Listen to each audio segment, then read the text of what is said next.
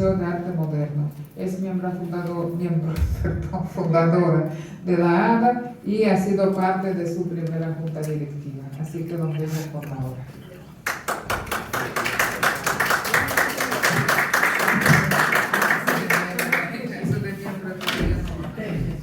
Bueno, muchas gracias por su asistencia y presencia heroica en este tiempo aciclonado y de disturbios urbanos también, que son los tapones. O sea, tenemos disturbios climáticos y urbanos que nos impiden movernos con facilidad. O sea que me siento muy complacida de tener un público tan interesado en el arte.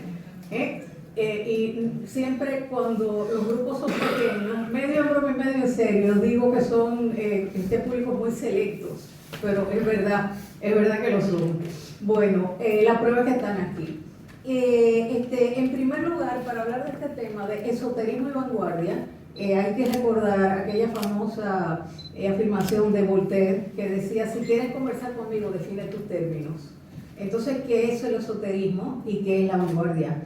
El esoterismo, o esoterismo es una palabra que generalmente se aplica para referirse a un conjunto de ideas y de desarrollos culturales y de pensamiento que está un poco al margen de las corrientes dominantes y que son del conocimiento de los iniciados. Con precisión se circunscriben a un círculo de conocedores que son los que pueden realmente comprender estos contenidos. Fíjense que también hay esa ascensión de que opone lo esotérico a lo exotérico. Lo exotérico es lo que es para todo el mundo, lo esotérico lo que es para esa minoría que ha sido debidamente preparada y que tiene el interés en conocer este tipo de asuntos. Naturalmente que lo que pudiéramos considerar esotérico en una cultura no lo será en la otra, puesto que los conocimientos, por ejemplo, que tenían o que buscaron los griegos en Egipto, hasta cierto punto no serían esotéricos para los egipcios más cultos. Realmente la mayoría de la población no tendría acceso a ellos, pero eran unos conocimientos, vamos a decir, que dominantes en esa cultura. Y hoy en día se puede considerar como algo más bien esotérico aquello que se opone o que tiene una forma de procesar la información diferente a la del método científico, porque se considera que es lo dominante en nuestra cultura. No obstante, para entender con profundidad la física teórica, hay que entrar en un círculo bastante esotérico y dominar las altas matemáticas, por ejemplo. Entonces, ¿qué sería lo esotérico? Y lo esotérico puede tener unas fronteras fluctuantes, según de qué cultura y de qué época estemos hablando. Era lo que quería decir. Pero mantenemos que se trata de un conocimiento que es solamente para los iniciados. Vanguardia. Vanguardia es el frente de un ejército. Y a partir de la Primera Guerra Mundial se le comenzó a llamar vanguardias a los movimientos artísticos innovadores del siglo XX, aunque algunas vanguardias son anteriores a la guerra y algunas de las más importantes, porque se puede situar el fauvismo y el expresionismo hacia 1905. En 1907 la presentación de Las señoritas de Aviñón de Picasso, que se ve como la partida de nacimiento o de bautismo, si le quieren decir ustedes, del cubismo. La primera acuarela abstracta de Vasily Kandinsky se dio a conocer en 1910 o 1911, yo he encontrado las dos fechas en diferentes publicaciones. Entonces, algunas son anteriores a la Primera Guerra Mundial, pero el nombre se le otorga después de la guerra. ¿Por qué? Porque la vanguardia es la que aguanta más tiros, la que le abre el camino a los demás. Entonces, los movimientos innovadores, que no solamente es que no son comprendidos por la mayoría de la gente en el momento en el que surgen, es que también ellos mismos buscan provocar, porque una de las funciones culturales de la vanguardia es mostrarle a la gente que hay otras posibilidades de percibir y de entender el mundo que aquellas a las que estamos acostumbradas, por eso se dice que buscan épater le bourgeois, espantar, escandalizar al burgués, a la persona que está muy tranquila en su rutina y que no ve que haya nada más allá. Entonces sacudir un poco los espíritus para darles vivacidad, para que sean verdaderamente espirituales. Esa es una de las funciones de la vanguardia.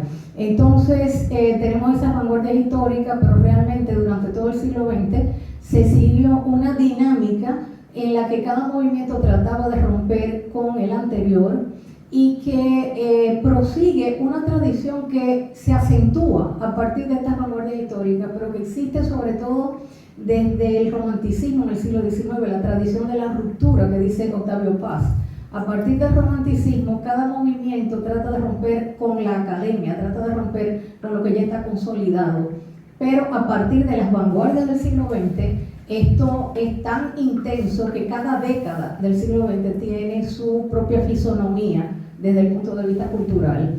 Desde los años 80, entonces se habla de la transvanguardia o de la posmodernidad, donde se permiten incluso cosas como la cita o la apropiación dentro de una imagen, como lo haría un escritor que cita a otro escritor, o reproducir con permiso del artista una obra de arte exactamente tal cual, prácticamente copiarla, pero cambiarle el significado, por ejemplo. Y esto sería una apropiación, porque lo que se dice es que las vanguardias rompieron con todos los tabúes y con todas las reglas, pero dejaron uno solo en pie, era que había que innovar obligatoriamente. Entonces ahora usted ni siquiera tiene que innovar, usted puede resemantizar o puede recombinar elementos de el arte o la cultura de épocas anteriores. Bien, entonces, una vez definido una y otra cosa, habría que ver también que hubo en el siglo XIX una relación peculiar entre el positivismo y el simbolismo, el movimiento artístico simbolista. Después vamos a ver unas imágenes, pero voy a dar un contexto rápido. El positivismo es una filosofía que afirma que no hay verdad fuera de la ciencia. Lo que no se pueda demostrar por el método científico sencillamente no existe, lo cual habría que demostrar.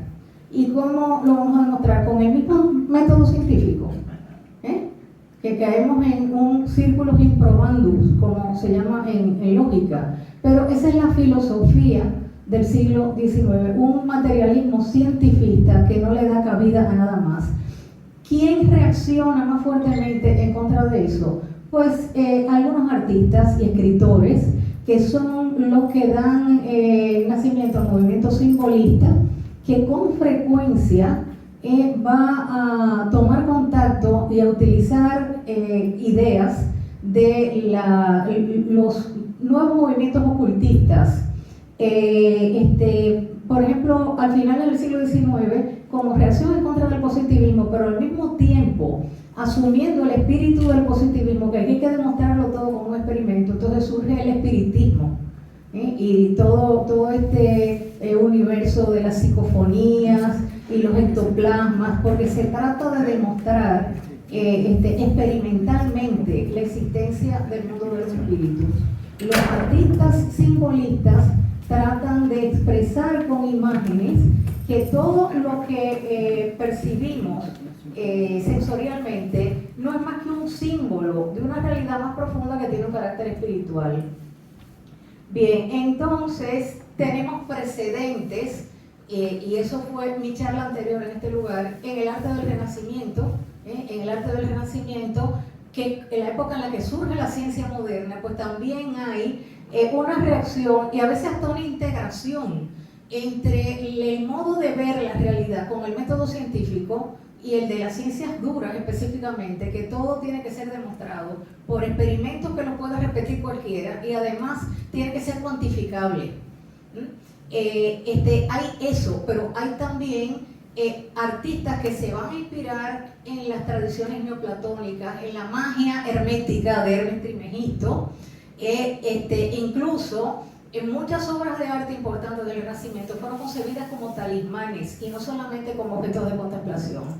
Tenemos que la alquimia, el hermetismo, son dos de las tradiciones más importantes que hay que considerar, y desde finales del siglo XIX el espiritismo, la teosofía, con representantes como Madame Blavatsky, el general Hulot y Annie Besant, sí, exactamente, y la antroposofía de Rudolf Steiner, que comenzó dentro del grupo de los teósofos y después trató de hacer una doctrina esotérica también, pero haciendo más énfasis que en el conocimiento de Dios, en el conocimiento de la espiritualidad del hombre. Entonces por eso es antroposofía, una es saber de Dios, la otra es saber del hombre. Muchos artistas de vanguardia, entre ellos los iniciadores de la abstracción, que están entre los más importantes. Últimamente se ha sabido que Irma af Klint se adelantó a Kandinsky y estaba inspirada por la antroposofía, incluso por lo que no dio a conocer su obra, fue por consejo de Rudolf Steiner. Después volvemos sobre esto. Sin embargo, a Kandinsky le cabe, como quiera que sea, la gloria o el honor de que fue el primero que expuso sus obras abstractas, practicando la abstracción de una manera sistemática y no solo como un mero entretenimiento, y también sustentando teóricamente el significado de la abstracción, con dos libros maravillosos que desde aquí se los recomiendo, de lo espiritual en el arte y Punto y Línea sobre el plano, donde hay dos concepciones diferentes pero complementarias de lo que significa o de lo que es un signo visual abstracto, que en un caso, Punto y Línea sobre el plano, se trata de la creación de armonías puras, no descriptivas de nada, sino como en la música instrumental, por ejemplo, se busca un sonido, y él utiliza la palabra sonido como metáfora, porque se basa también mucho en el fenómeno de la sinestesia, de que se puede traducir lo experimentado por un sentido a lo experimentado por las percepciones de otro sentido. Entonces, por una parte, la abstracción puede ser eso, pero también puede ser expresión del mundo espiritual interno del hombre, porque, por ejemplo, la geometría pura no existe en la naturaleza, excepto en los cristales. Es en lo único, pero ningún ser vivo, por ejemplo, es perfectamente simétrico. Bien, entonces tenemos a Malevich, que en su suprematismo expresa con imágenes abstractas también la percepción de una dimensión sacral, espiritual, mística, que esta interpretación la estoy haciendo yo, es similar al sunyata budista, que es todo, pero es la nada al mismo tiempo. Es la condición previa metafísica a la existencia de los seres individuales. Tenemos también en Pierre Mondrian una referencia directa a la teosofía, y en Mondrian la geometría es una búsqueda de universalismo, y también se le ha relacionado a su forma de pintar con una epogé fenomenológica, es decir, un proceso filosófico en el que se trata de llegar a la verdad, quitándole todo lo accesorio a la percepción de la esencia de las cosas y todos nuestros prejuicios, dejándolos de lado hasta que llegar a las formas puras. Encontramos también otro momento estelar de la influencia del esoterismo en el arte en el movimiento surrealista. En el movimiento surrealista tenemos desde el mismo André Breton y varios artistas, los que les voy a mencionar, hasta dos mujeres extraordinarias que son Leonora Carrington y Remedios Varo, que me van a disculpar ahora la herejía de que voy a decir que la considero muy superior a Frida Kahlo, mucho mejor mercadeada, que tiene obras muy buenas, porque tampoco vamos a decir que no tiene obras muy buenas, pero no llega al nivel de estas dos. Luego quería mencionar a un artista que me alegro que esté Elena aquí, porque muchas veces la cito y digo que yo hice una monografía sobre Colson, pero quien me hizo notar que en Colson hay elementos surrealistas muy notorios. Antes de que introdujera el surrealismo Fernández Granell en Santo Domingo, pero también yo lo considero más bien como un precursor, porque Granell se desarrolla más dentro del surrealismo. Lo de Colson es una etapa, pero me parece muy interesante mencionar la influencia de Colson sobre un grupo de la vanguardia española de los años 40, más específicamente de la vanguardia barcelonesa, el grupo Dau al Set, cuyo tema principal es la magia, tema que le interesa mucho a los surrealistas, pero que en el caso de Colson estaba directamente relacionado con su experiencia de los sincretismos religiosos afrocaribeños. Después voy a dar un poco más de detalles sobre esto.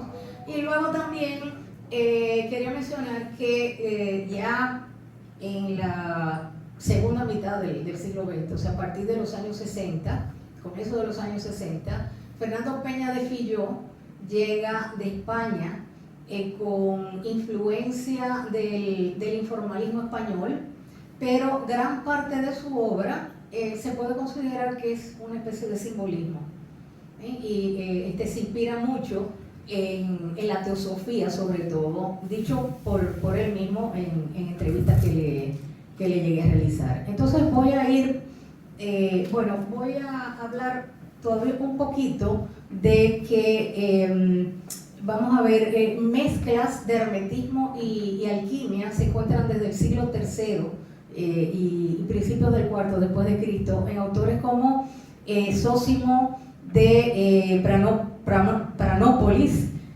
Jámblico también, y en San Agustín, que mencionan todo lo que tiene que ver con la tradición hermética y se refieren a la influencia que puede haber tenido el pensamiento egipcio en Platón, en Pitágoras, Demócrito y otros pensadores griegos. También hay algunas referencias con alusiones a la apocalíptica judeocristiana en los gnósticos, en los textos gnósticos de los evangelios gnósticos encontrados en los manuscritos del Mar Muerto, en Nag Hammadi.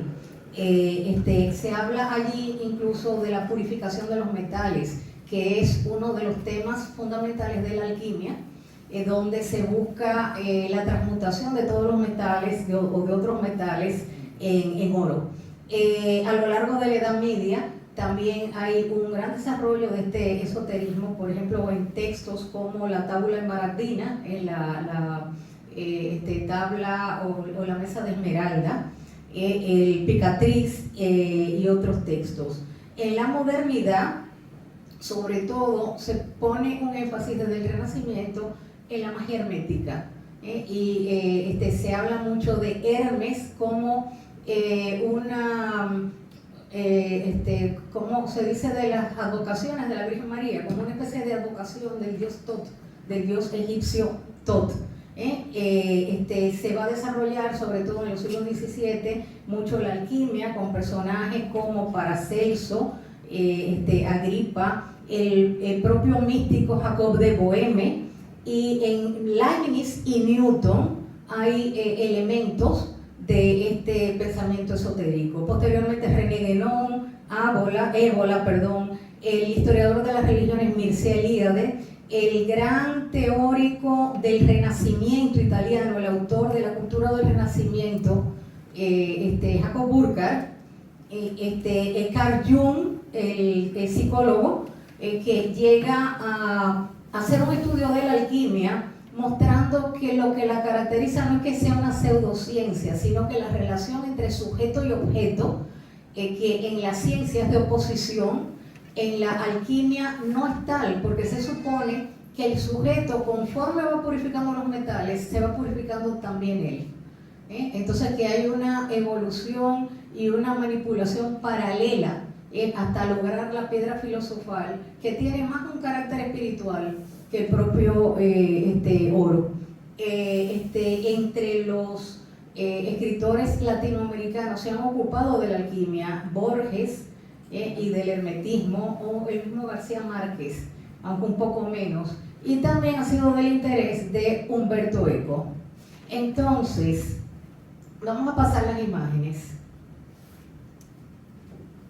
Bien, entonces aquí tenemos la imagen de un alquimista que interviene en las diferentes formas de la materia y las diferentes sustancias, tradicionalmente con el fin de lograr la piedra filosofal, que la piedra filosofal sería lo que permite convertir cualquier otra sustancia en oro.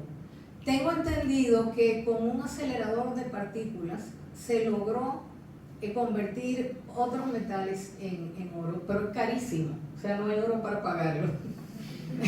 No hay oro ni petróleo para pagar aquello, pero parece que era un viejo sueño de la humanidad y alguien se puso terco hasta que lo consiguió. Tampoco sabemos para qué pudiera servir esto, pero en fin. La alquimia, ¿verdad? Paracelso y la imagen de la transmutación. Algo muy interesante para la relación de la alquimia con el arte es que hay muchas imágenes con símbolos de alquimistas, o con símbolos de la alquimia, de las tres fases por las que debe pasar la materia, de la obra negra, la obra roja cuando se le aplica el fuego, y finalmente la consecución del oro. Entonces la idea fundamental es la transmutación.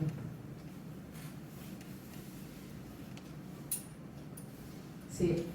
Bien, aquí sigue Hermes Trismegisto, la imagen que mejor se conoce, que representa a Hermes Trismegisto, porque obviamente no tenemos la foto de la cédula ni del pasaporte de don Hermes, pero es un personaje del que se conserva una tradición de escritos, pero no es seguro que el tal existiera, o quién puede haber originado esa tradición, porque saben ustedes que en la antigüedad se consideraba que los que eran depositarios de una tradición podían añadirle, quitarle, podían alterarla, tenían ese derecho. Entonces, para darle más prestigio, todo se le atribuye al fundador de la doctrina o de la secta, pero probablemente la obra hermética no sea obra de una sola persona.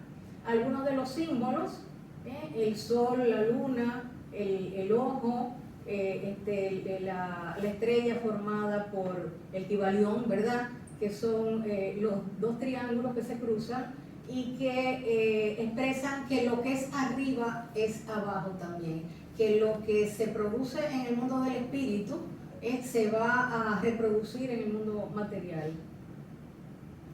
Ahí está la transmutación. Nicolas Flamel, otro de los grandes alquimistas del siglo XVII.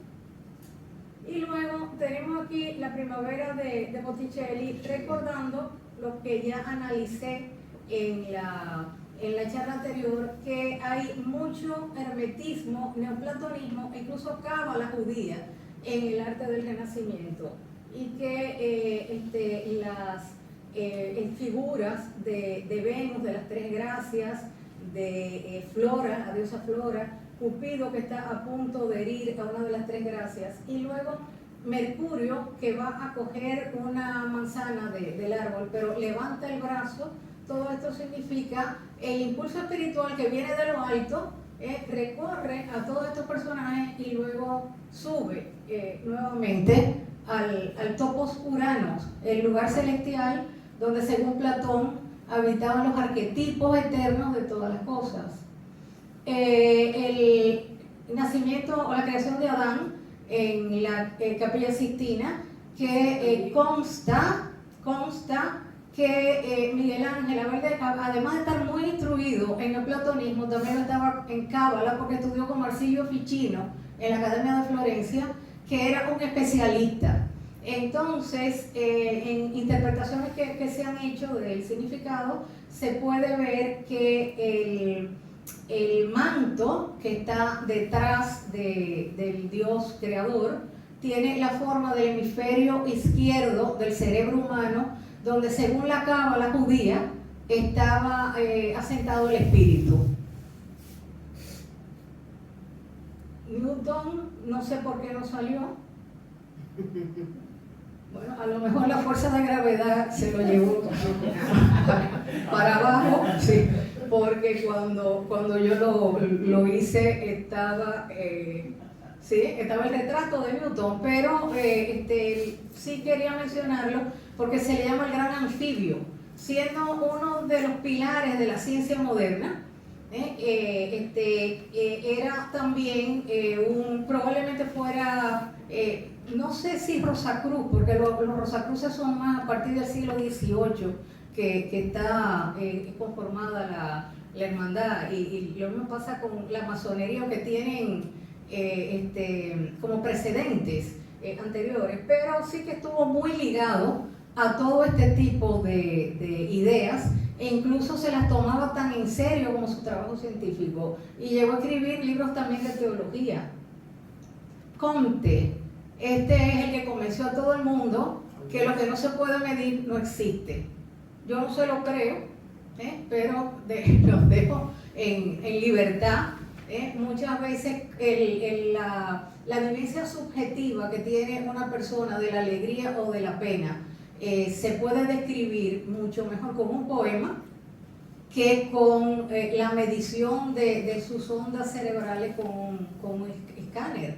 Entonces, yo estoy convencida de que el arte, por ejemplo, no es solo decoración, es una forma de conocimiento, es una forma diferente de conocer la realidad, partiendo de la visión subjetiva de un artista, pero objetivándola en la obra. Luego, Salomé, de Gustave Moreau, ya les hablé de los simbolistas. Entonces, para esta gente, por el contrario, lo que se podía percibir con los sentidos y lo cuantificable no era la realidad última es el espíritu. Entonces, sus imágenes pretenden hacer visibles realidades espirituales. Salomé es la mujer que pide, a cambio de su baile, al rey la cabeza de San Juan Bautista. Y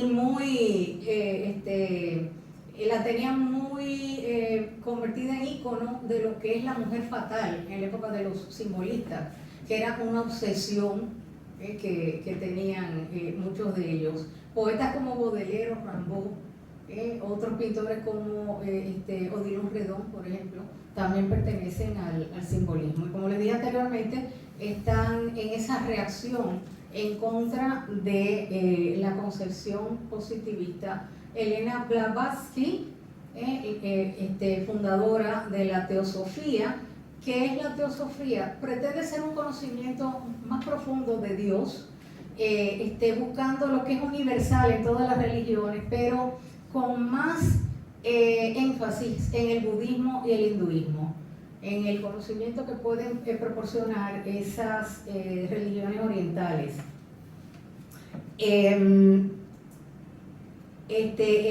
Sus obras más importantes son Isis sin velo y La doctrina secreta, de 1887 y 1888 respectivamente. Y hay una mezcla de ocultismo y religiosidad mágica junto con el conocimiento de estas religiones orientales. Promueve la fraternidad, la unión universal de todos los seres humanos. También, como decíamos anteriormente, se desarrolla dentro de ese esoterismo de finales de siglo el espiritismo, y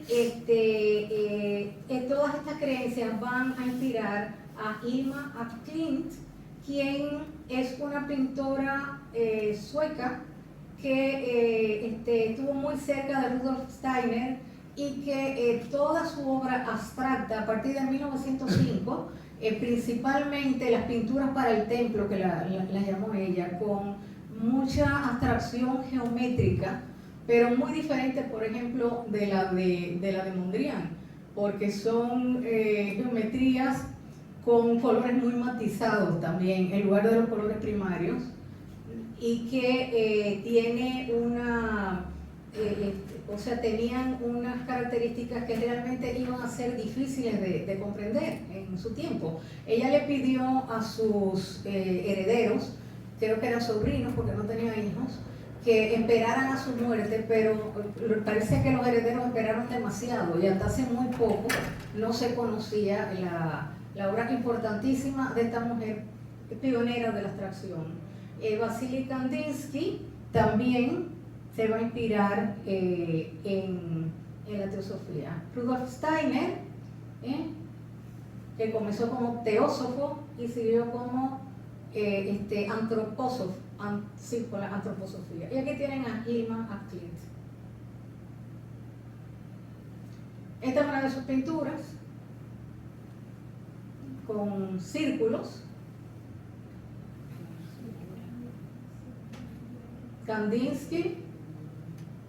Bueno, el de Malevich se parece mucho, parece que no salió, pero se parece mucho porque es un cuadrado blanco sobre blanco. Sí. Entonces aquí lo que fue que quedó exagerado, porque sí, no se ve absolutamente nada, pero sí que se nota como que uno es un tono un poquito más azulado y otro un poquito más marfileño. Y como le decía anteriormente, no es el vacío que es pura negatividad, sino el vacío místico, el vacío que no tiene determinación porque lo hace posible todo. No es un vacío de pura negación. Vamos a ver si no sale Mondrian, caramba. Ah, míralo ahí, Mondrian. Ahí salió Mondrian. Fue más amable con nosotros. ¿Qué es lo que trata de expresar Mondrian? Solo lo esencial. Él empezaba a trabajar a partir de un árbol. Entonces dibujaba el tronco con las ramas y le quitaba todo lo demás. Y después todo lo que se acercara a la verticalidad lo ponía vertical. Y lo que se acercara a la horizontalidad lo ponía como línea horizontal. Y después colores primarios como de kindergarten. Esto es lo más simple que se lo puedo poner. Esto es la esencia de las cosas. Cuando yo me empecé a interesar en el arte como con 13 o 14 años, veía los cuadros de Mondrian y me reía y decía, pero esto lo hago yo. Nunca lo logré. Traté de imitarlo. Traten de mover un cuadrito de eso, que se le cae la composición. Y si terminan con migraña, no me digan que no se lo perdí. Que fueron ustedes que se metieron en eso. Leonora Carrington. Leonora Carrington era irlandesa, tuvo una vida muy pintoresca. Su padre hasta la llevó a meter en un manicomio porque era una persona muy rebelde y terminó adscribiéndose al movimiento surrealista y yéndose a vivir a México, donde desarrolló una pintura con mucha habilidad técnica y con una serie de criaturas fantásticas inventadas por ella, muy oníricas, que dan fe de su gran talento. Remedios Varo, española, barcelonesa, también se adscribió al surrealismo. Su inspiración más directa es la alquimia y ella practicó o fue paciente, pero no porque tuviera, por lo menos que se sepa, alguna perturbación mental, sino como una forma de explorar su yo en las profundidades. Practicó algo de psicoanálisis sobre sí misma y tiene un cuadro maravilloso que es la mujer saliendo del psicoanalista, que lleva en una funda la cabeza de su padre y le echan el zafacón.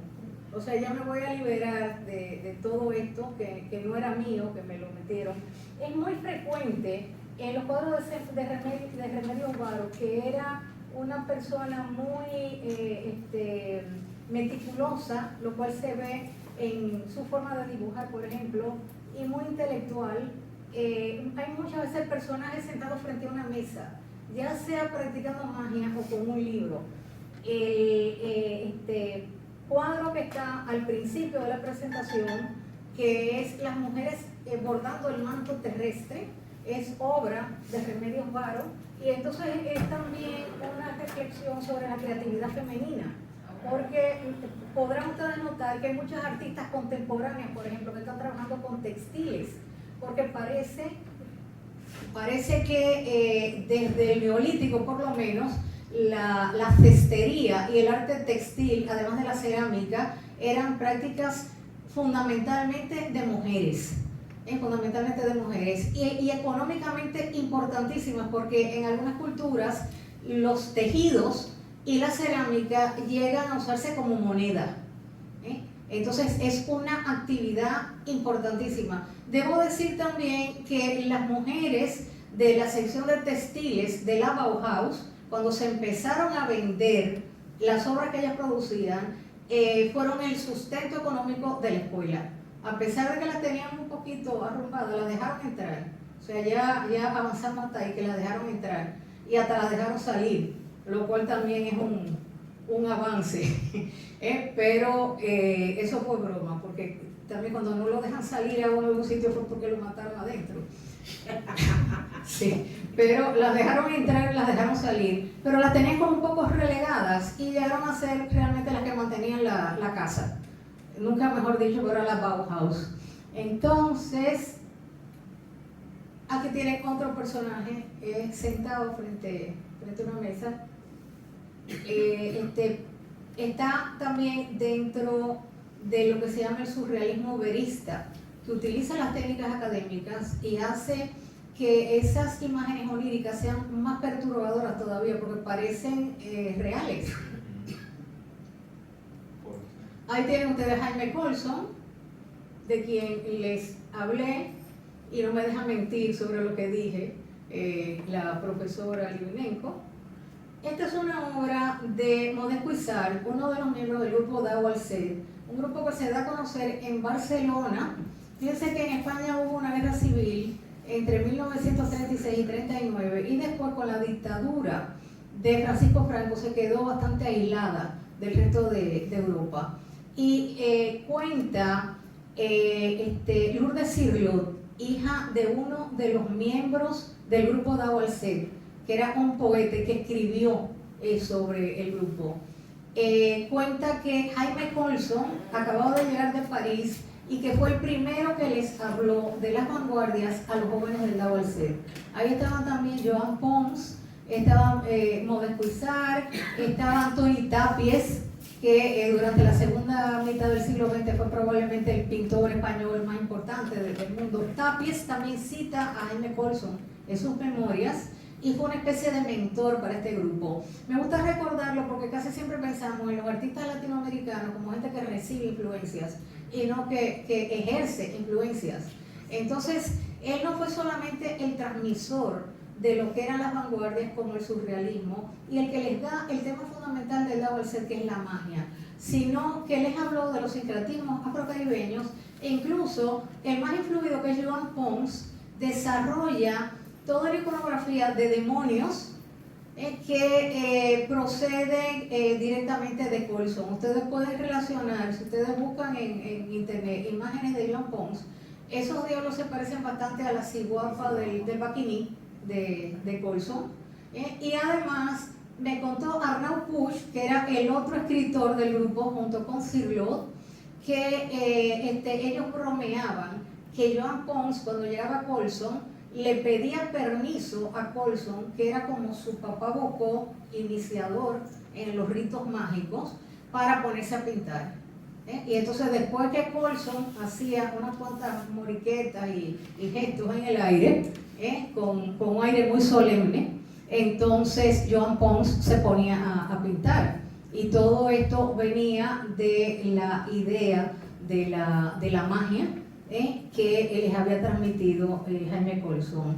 En el surrealismo, André Breton, el propio fundador del grupo, Max Ernst, Brauer y Guggenbruch, me parece que se llama, y el mismo Salvador Dalí, estuvieron interesados en las corrientes esotéricas para inspirar su propia obra. Entonces, esto es lo que yo tenía para desarrollar. Si tienen, sí, a ver si hay, sí. de Peña de Filló. Hay una exposición esotérica ahora mismo en Peña de Filló. Ah, fantástico, pues entonces qué buena participación, porque los invito a que yo trataré de ir. Esto tiene mucho que ver con las ideas que tenía él sobre el mundo espiritual, porque estos son unos personajes que él le llamaba los testigos, como que entidades espirituales siempre nos están viendo, siempre nos están observando. Entonces esto se repite mucho en muchas imágenes de Peña de Filló. Y también, si ustedes ven el anterior, los colores recuerdan mucho a los tankas tibetanos. Y él tuvo mucho interés y estudió con bastante profundidad, porque era un artista muy intelectual, hijo de Manuel Arturo Peñavalle, muy culto, y estudió con bastante asiduidad la teosofía, más que la antroposofía, la teosofía, y a partir de la teosofía se interesó por el budismo y el hinduismo. Entonces todo esto está en su obra reflejado, así como los sincretismos afrocaribeños también, o el culto al corazón de Jesús, que se da mucho en la República Dominicana, sobre todo en las clases populares, y él llegó a realizar algunos cuadros donde la imagen del corazón de Jesús con la corona de espinas y una llama está seriada como las sopas Campbell o la Marilyn de Andy Warhol. Entonces, haciendo una fusión de elementos de procedencia pop, informalista también, porque él trabaja mucho con la pintura de manchas, y gestual, no en base a un dibujo clásico. Muchas veces el dibujo lo hace con el collage, y así que va definiendo los perfiles. Entonces, yo creo que esta era la última, así es. Si tienen alguna pregunta, comentario o protesta en contra de lo que he dicho, pues será bienvenida. Díganme.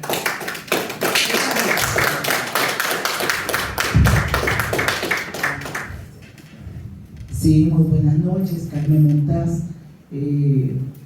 Tal como la anterior disertación, realmente se queda uno impactado ante una cápsula de historia, de conocimientos tan profundos, tan valiosos, y le estoy muy agradecida realmente y me felicito por estar aquí. Sí, hablar un poco, si es posible, de la dicotomía entre el camino pitagórico y el camino aristotélico en el arte. O sea, como usted expresaba al principio, la ciencia que viene de esa influencia aristotélica nos alejó mucho de lo que era la parte mística del conocimiento humano. Y como usted muy bien lo dijo, es tan erróneo pensar que solamente lo que se puede explicar es lo verdadero, cuando hay tanta información que no se puede explicar y que sabemos que es muy cierta. Y entonces también, cuando vi la primera proyección que había sobre esoterismo y vanguardia, había una imagen de la publicidad, había una imagen de anuncios lumínicos, y realmente yo pensaba que usted iba a referirse también a esa parte de la publicidad utilizando conocimientos esotéricos para llegar a la psique humana, que es una forma de magia, donde los conocimientos los ponen al servicio de este capitalismo explosivo de ventas y de manipulación de la mente humana. Y también en cuanto a la obra de Madame Blavatsky, que ha tenido influencia hasta en Einstein, decía su nieta, la nieta de Einstein, que el libro La Doctrina Secreta era el libro de la mesita de noche de Einstein, y que es un libro que todavía la humanidad no está todavía preparada fue escrita para la posterioridad que todavía no ha llegado. O sea, eso dice muy profundo. Y también, ya con esto termino, recientemente aquí hubo una exposición de Vicente Pimentel y realmente yo sentí una obra talismánica cuando la pude ver. O sea, una obra terapéutica prácticamente. O sea, hay que verla con el alma, porque realmente trasciende los sentidos. ¿Qué puede usted decir un poco de todo esto? Bueno, son muchas preguntas y yo no tomé nota, que si sé lo que me venía, tomo nota, pero vamos a ser valientes y me voy a tirar al agua. Elena me saca si me ve que me estoy ahogando, entonces por eso me voy a atrever. Bueno, en primer lugar, la diferencia entre la tradición de Pitágoras, que la sigue Platón, y Aristóteles, se manifiesta más en determinados momentos históricos, sobre todo en lo que se refiere al pensamiento, no a la estética, porque no hay una ciencia estética hasta Baumgarten en el siglo XVIII, pero sí hay ideas sobre el arte y la belleza ya desde la antigüedad, desde Platón y Aristóteles. Pero en el arte y en las ideas estéticas, en la Edad Media va a predominar, si predomina alguno de los dos, va a ser Aristóteles, desde la época de Santo Tomás de Aquino. Y a Platón se le redescubre en el Renacimiento. Lo que pasa es que la ciencia moderna no es consciente muchas veces de lo mucho que le debe a ideas prácticamente místicas, porque la visión del número que tenían Pitágoras y Platón es completamente mística. Yo recuerdo que una entrevista que le hicieron a Stephen Hawking, el científico de los agujeros negros, que decía que el misticismo que era de gente que no sabía matemáticas. Y entonces la persona que lo estaba entrevistando, una mujer que ahora no me acuerdo del nombre, para mi vergüenza, porque se merece ser recordada, le dijo, pero usted se está olvidando del origen de las matemáticas en Occidente, que era místico. Y la ciencia sin las matemáticas, la ciencia dura sin las matemáticas no pueden existir. Entonces esa dicotomía en realidad es falta de profundidad. Es falta de profundidad, porque a mí me gustaba mucho Kant, aunque creo que tampoco ninguno podemos decirlo todo y podemos conocerlo todo. Solamente yo cuando creo que me puedo poner un poco pedante, me acuerdo de que hay colores que los ve una mosca y yo no los veo.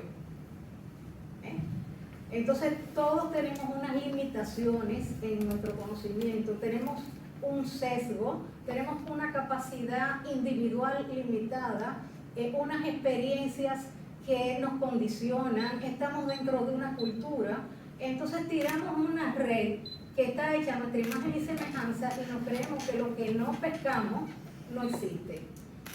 Y realmente lo que pasa es que esa parte de la realidad que nos aterra porque no la entendemos, se nos ha escapado por nuestras limitaciones, no porque no exista.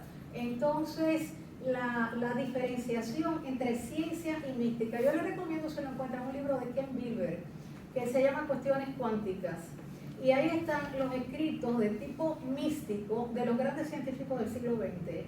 Está Einstein, están los padres de la física cuántica, está Niels Bohr, está Schrödinger, Werner Heisenberg, el principio de indeterminación, y todos ellos llegan a la conclusión de que hay algo más fuera de las posibilidades del conocimiento científico. Eso no quiere decir que necesariamente estén de acuerdo con el pastor de la iglesia de usted, ¿verdad? Sí. Que también tiene un conocimiento limitado, y esta que les está hablando tiene la ventaja de que lo sabe, de que lo sabe, pero tiene la osadía y la desvergüenza de estar aquí delante de ustedes hablando como si supiera algo. Entonces yo parto de la idea de que estoy aprendiendo igual que ustedes y los invito a seguir aprendiendo siempre y a que nadie le ponga barreras a su mente, que ya tenemos bastante con las que nos creamos nosotros mismos Yo los otros días tuve una pesadilla porque estuve hablando con una persona muy dogmática y muy machista también.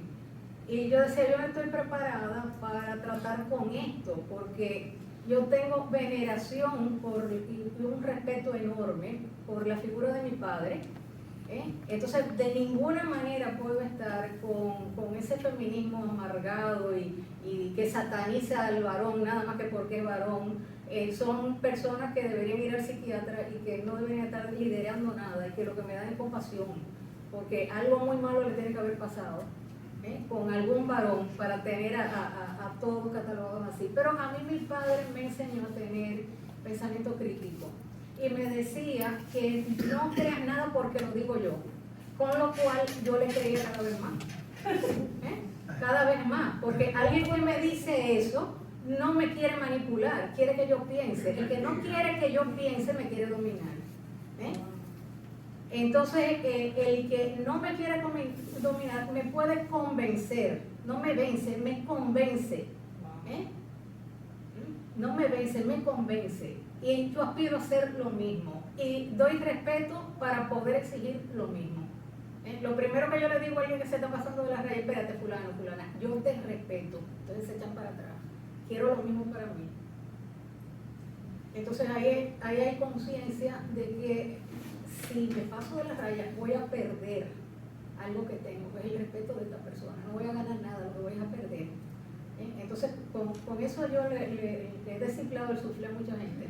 Entonces esta persona me tenía perturbada con su dogmatismo. Yo me dormí y soñé que entré en mi biblioteca y vi que todos los libros estaban revueltos uno arriba del otro. Yo que había organizado mi biblioteca hacía poco y los tengo con una precisión geométrica y me dio mucha congoja porque así era que me querían poner mi mente. Esa es la interpretación que yo misma hago de la imagen. Y cuando traté de salir de ahí, salgo a un campo donde hay cada tramo que puedo pretender recorrer, hay una alambrada de púas, y alambradas de púas, y más alambradas de púas.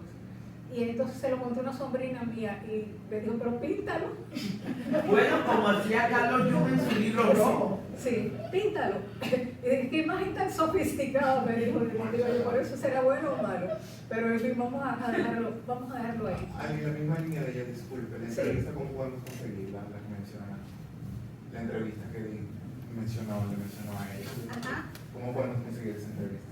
La entrevista con... Era un libro que ella Se menciona sobre una entrevista. No, un libro que se llama... No, dice la entrevista que le hizo la señora que usted no recordó el nombre. Sí, A Steve Hopkins. sí.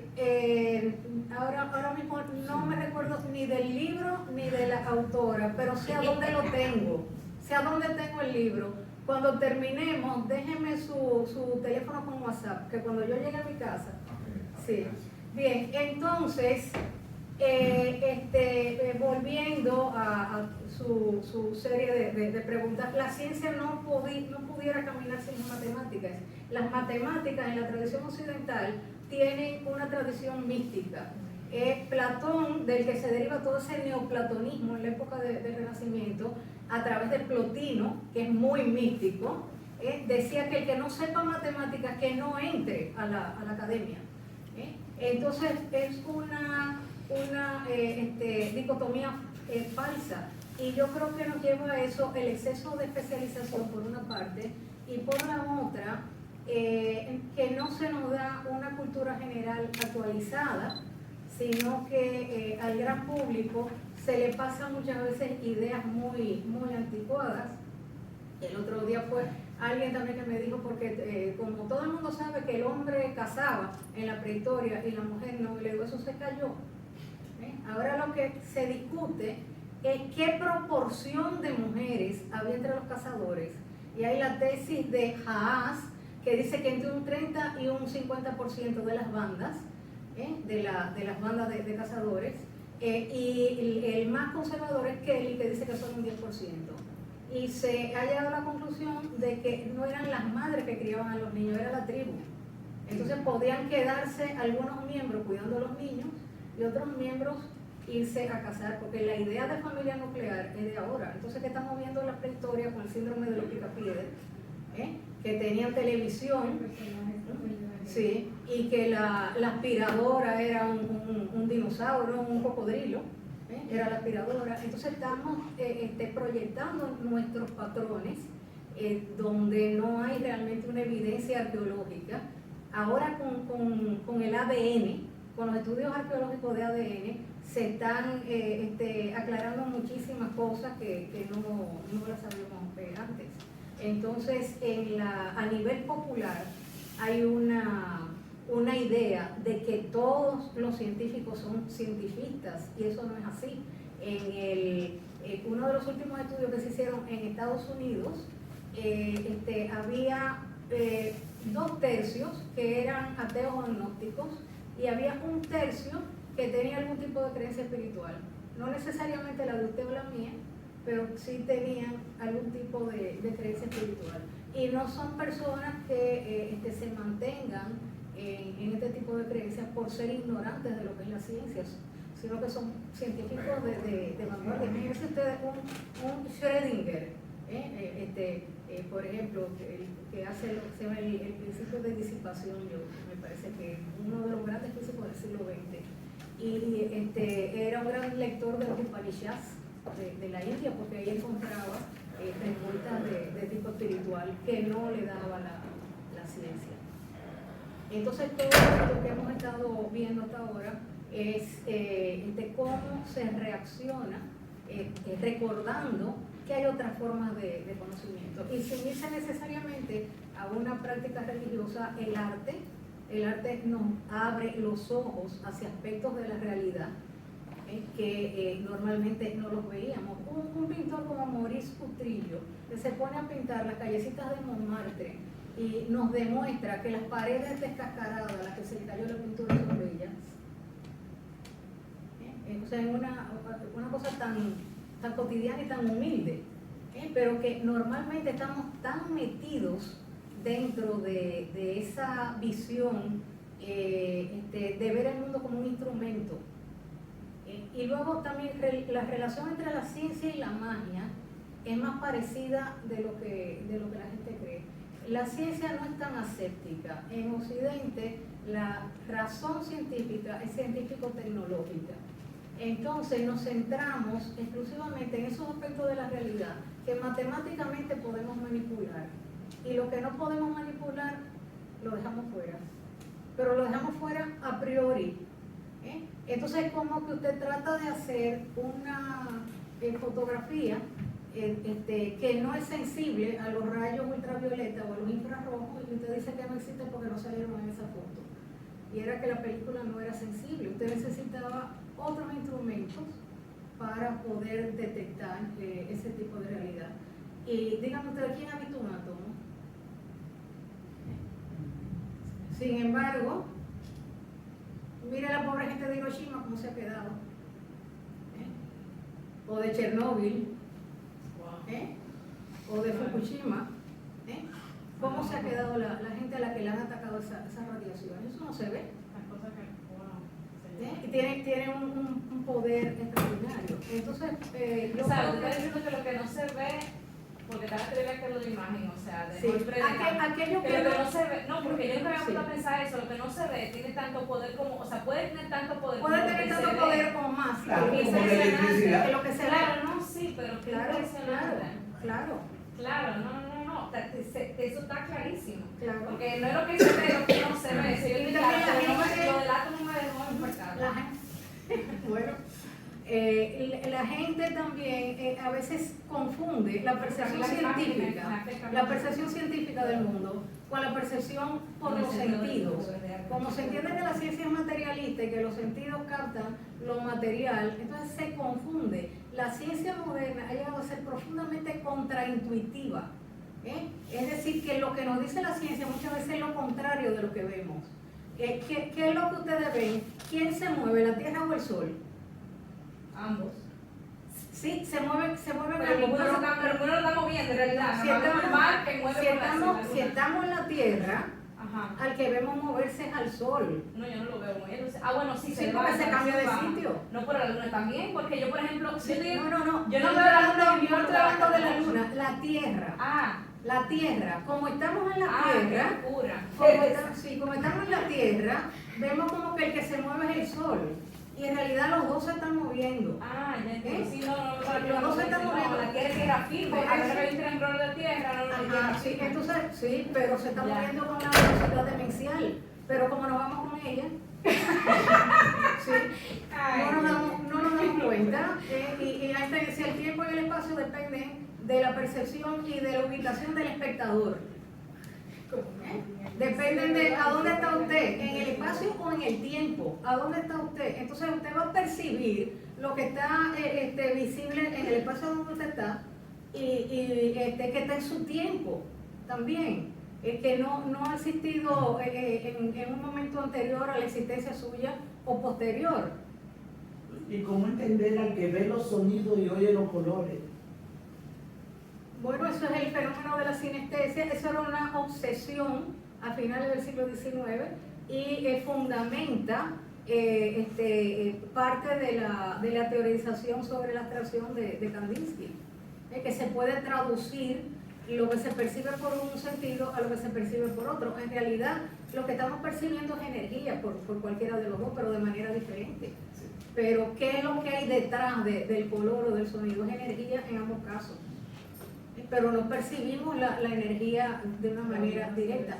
Era lo que les decía anteriormente, que en el siglo XVII la gran discusión es si conocemos a través de la experiencia, los empiristas, o a través de la razón, los racionalistas, desde Descartes o Descartes, como se debería decir y nadie lo decimos así.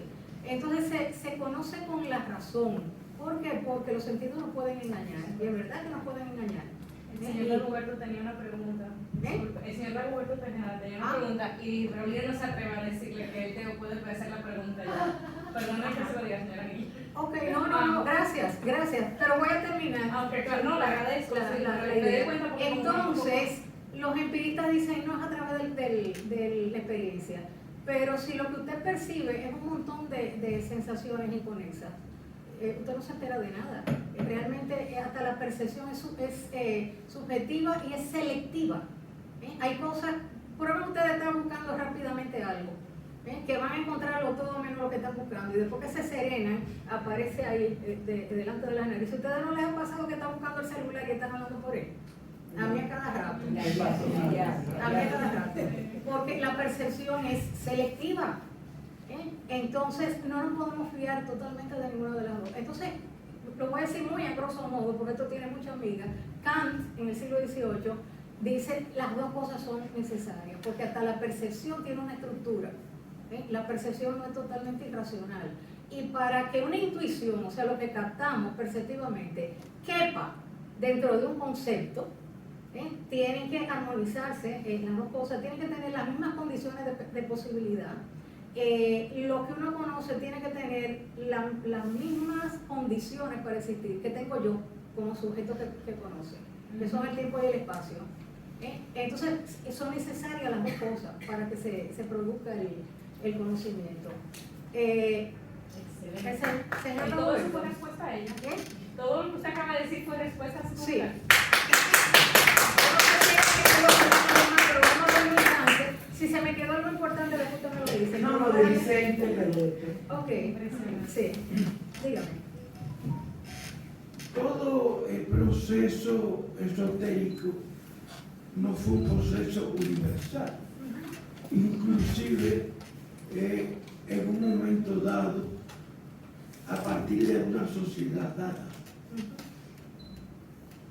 Ese esoterismo es una racionalización hacia una búsqueda de la verdad en términos filosóficos. ¿Qué incide? Quiera ser uno de manera de aquellos como los artistas que nunca se quedan quietos y siempre están buscando. Claro. Esa búsqueda los lleva hacia niveles cada vez de mayores espiritualidades. Esas espiritualidades son siempre cultural. Depende incluso de cada sociedad. Claro. En el caso nuestro, por ejemplo, cuando Ada Valcárcel comienza con todo lo que significaba raíces en esencia a niveles populares. Y los artistas dominicanos que estudiaron en Europa, cuando llegan, la innovación de ellos comienza en el momento en que comienzan realmente a conocer todas las dimensiones espirituales en términos del pueblo, con sus creencias, sus cosas, todos tienen exactamente ese proceso. Pero en un momento dado, cuando tú decías un especialista de arte, eran allá arriba en el techo, nunca estaban parados ahí. Y los científicos Era también. muy poco la posibilidad de, incluso de divulgación por los propios críticos de arte. Entonces, yo lo que quisiera, no o volver a oír lo que planteó ella al inicio. Este es el final del ciclo clásico. Yo espero que el próximo año, por primera vez en el país, los críticos deciden realmente la conceptualización y discutirla con la gente del pueblo. Yo los felicito a ustedes en esa dimensión y esa línea. Yo te había visto 1000 veces, te he oído hablando, pero yo no te había oído realmente en lo que debe ser parte fundamental de la obligación de los críticos de arte. Y es exactamente, es una pena que aquí realmente estemos lo que tenemos que estar, pero debía haber mucha gente más. Entonces, yo les felicito a ustedes, por primera vez en el país hay una ruptura, los críticos de arte bajan al pueblo y es muy importante.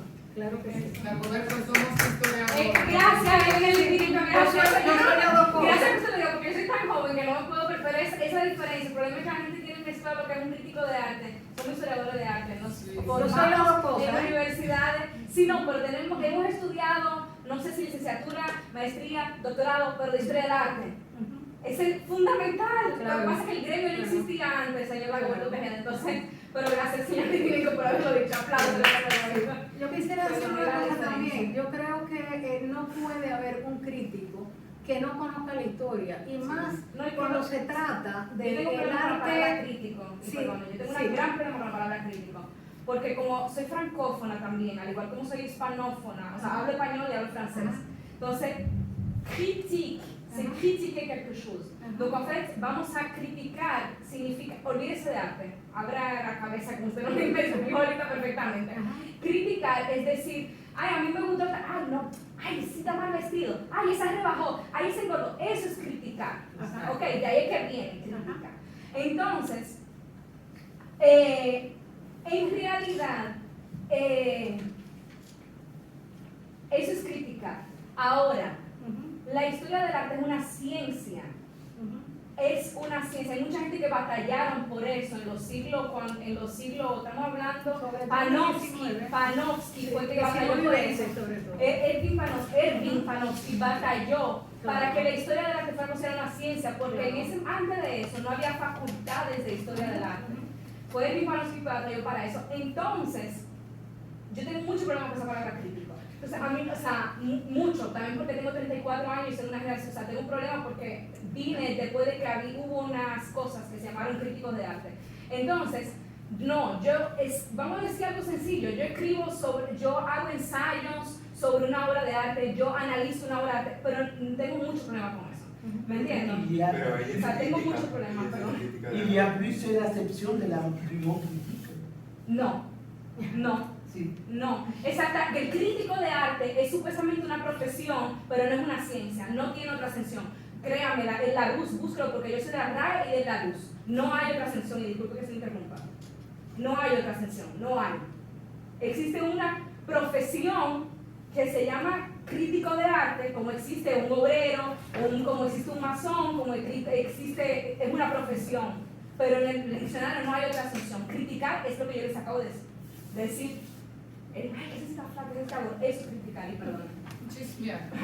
Sí, perdón, disculpe la está muy bien. Disentimos, pero tienes razón a disentir. Ay, gracias. Pero no me está Defiendo su derecho de disentir. Gracias. Pero el mío. Gracias.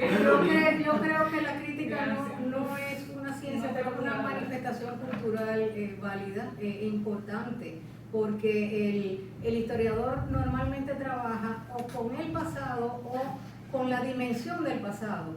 Mientras que yo recuerdo que un crítico latinoamericano que yo admiré mucho, Esquirru, un crítico argentino, que decía que el historiador es como el que va a ver los animales al zoológico que están enjaulados, pero que el crítico va a la selva porque está trabajando con artistas que están vivos y que a lo mejor no les gusta nada lo que usted está diciendo de su obra. Entonces es más duro. La función del crítico en la sección que yo le doy a la palabra no es la del chismoso, algo que a veces se da, que el artista sin talento, entonces se dedica a hablar mal de la obra de otros que se destacan porque le tiene envidia. Eso es una patología, pero no creo que describe, existe, pero es una patología de lo que realmente debería ser la función de un crítico, que es sobre todo como un mediador teórico entre las innovaciones y el público. Explicarle al público, porque el artista muchas veces no sabe. No es analista. Hay artistas que son muy intuitivos y también, sobre todo si la obra es muy buena, rebasa a las intencionalidades del artista, va más allá. Claro. Entonces, situarla en el contexto cultural y decir qué es lo que aporta. Y aquí es muy importante la historia. En el siglo XX, e incluso, como digo yo, con fe muerta y con toda la posmodernidad a cuesta, en el XXI, se valora mucho la innovación en el arte. ¿Y cómo rayos usted va a saber si algo es nuevo si usted no sabe qué era lo viejo? Exacto. ¿Qué había antes? Usted no sabe tampoco de dónde viene eso. ¿Qué elementos que estaban latentes en Giotto reaparecen en los cubistas? Entonces usted tiene una comprensión con más profundidad y con una perspectiva histórica si usted conoce la historia. También debo decir que para mí los mejores críticos han sido también poetas. Entre los textos, vamos a decir, críticos o de explicación del significado de las obras plásticas que se están produciendo en su propia época, Apollinaire, un poeta, Octavio Paz, todos esos textos de los privilegios de la vista, lo que escribió Baudelaire sobre el carácter bizarro del arte moderno, cómo está transido de muerte, porque como se concibe como fugaz, está suplantando a algo que va a desaparecer y a él también lo va a quitar del medio con el que viene. Entonces todas esas reflexiones se dan en personas que tienen una gran capacidad de convertir la imagen visual en imagen literaria para poderla expresar verbalmente y hacer más asequible al público y a veces hasta el mismo artista de dónde viene, a dónde va y cuál es la innovación, qué es lo que está aportando.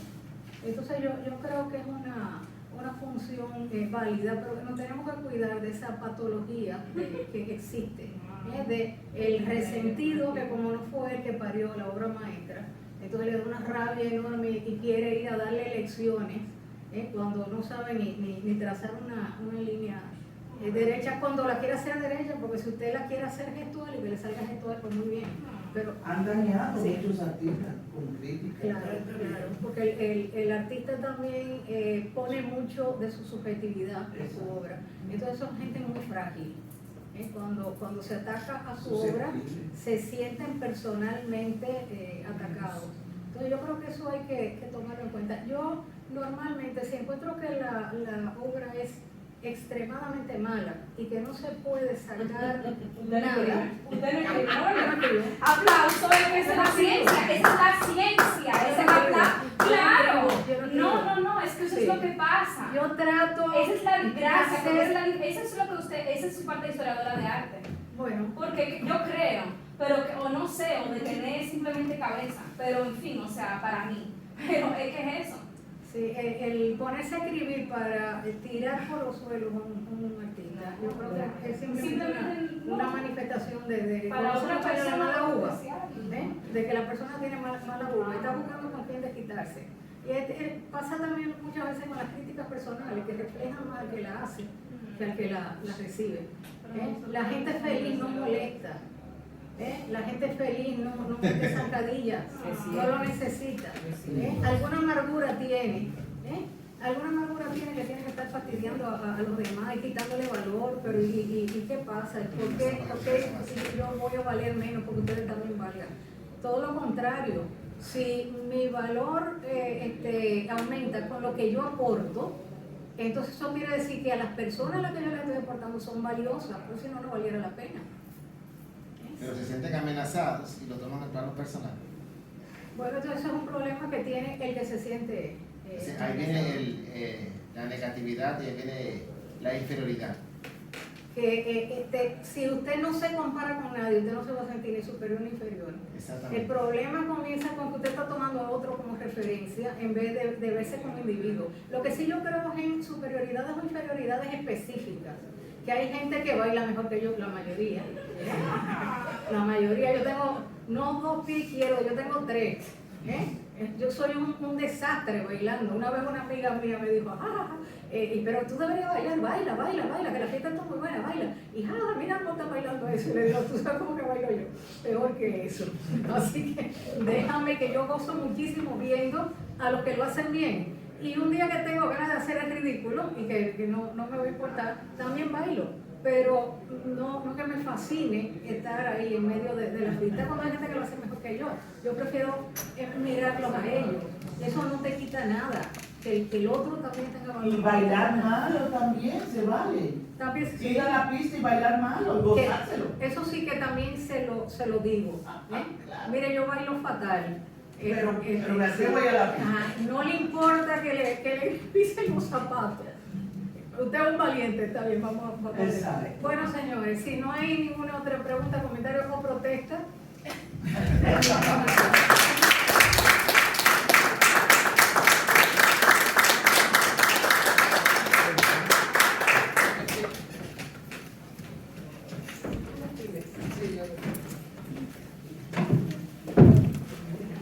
Bueno, señores, agradecerles de nuevo su presencia. Cerramos el ciclo de las tertulias de este año, 2023, y esperamos en el 2024 seguir y contar con ustedes. El centro no tiene un brindis en el patio, así que vamos a bajar ¿Y la próxima tertulia en qué? ¿En enero? en febrero. En febrero. ¿Y cómo recibir la información? Porque siempre la recibo por Tenemos el Instagram, Muchísimas gracias. ¿Y la animal? ¿Dónde la dejaste? ¿Dónde dejaste? Yo creo que estaba. A mi hija siempre. Cuidado. María Isabel, no te vayas, vamos a ir a fondo de la mía.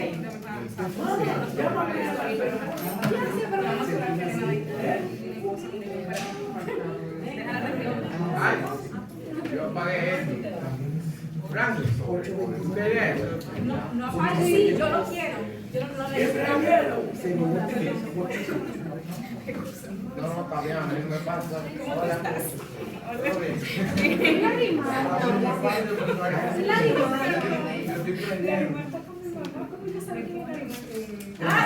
Y el día que fue el cumpleaños de tu papá, pollito.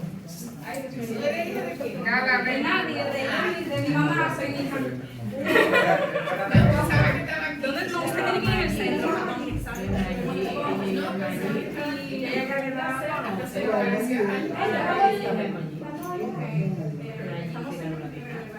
A propósito de su reunión, Carolina, mira cómo está Venga. Y ahora no queda homicidio. Decir que hay una sola. Vamos a esperar que salga para Ya es de todo. Saca las cosas y esas cosas tienen que quedar para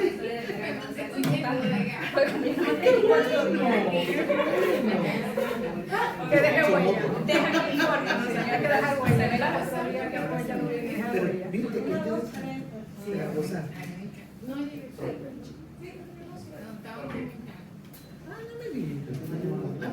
Yo te la voy a mandar. Yo la sé. Bueno, la.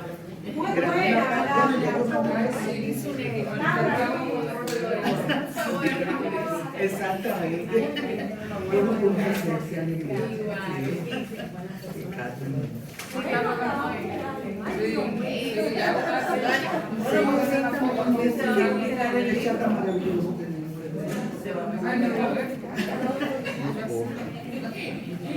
Así. Bueno, pues,